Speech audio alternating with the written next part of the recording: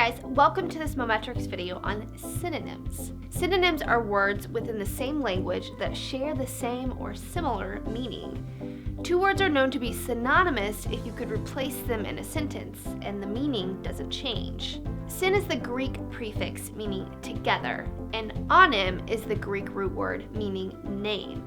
So very specifically, synonym means that two words are together in name or meaning. Let's take a look at some examples. Important, essential, crucial, imperative, and significant. These are all synonyms for one another. Important means that something is of significant value. Essential means that something is very important or completely necessary. Crucial means that something is of great importance or critical to achieving something. Imperative means that something is vitally important. Significant means that something is of notable importance. As you can see, when we look at each of these words in their definition, there is some overlap. They all share close to identical or very similar meanings. Important and significant share almost identical meanings. They are each used in the other's definition.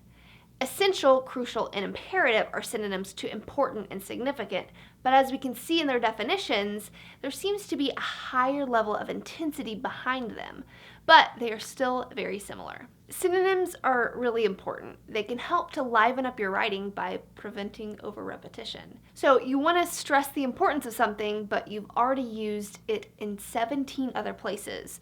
Then just pull a word from your list of synonyms.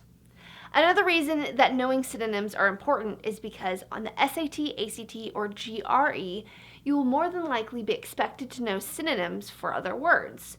You may also be expected to know the definition of a certain word. Well, like we saw in our example, a lot of the time the definition will contain a synonym for the word being defined. So this can be a clue to help you answer the question correctly.